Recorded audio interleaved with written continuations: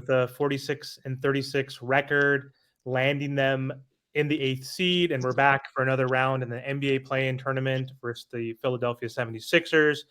We did receive some good news today and some bad news. The bad news is that Terry Rozier has been ruled out, but the good news is Duncan Robinson is listed as probable, and Kevin Love is also listed as available. So, Will, how are you feeling about this matchup? It seems like a must-win situation for Miami, and do you think we'll see playoff Jimmy show up in this game?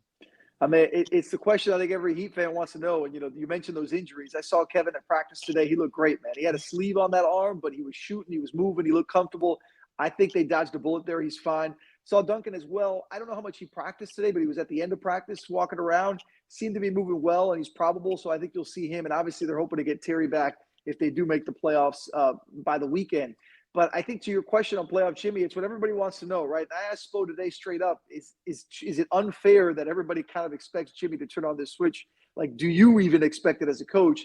And he said, look, Jimmy's one of our leaders and one of our stars, and him and Bam, we turn to them. They lead us. So however that leadership comes, whether it's Jimmy being playoff Jimmy and scoring 30, or Jimmy facilitating and playing great defense and being that kind of guy that draws the attention and gets the ball to others, it doesn't matter. The point is, the guys on that team are going to follow the leaders, and those leaders are Jimmy and Bam. You can call it playoff Jimmy if you want, but I think more importantly for Spoelstra and the Heat, it is following Jimmy's lead on how to go out there, attack Philly, and win that game.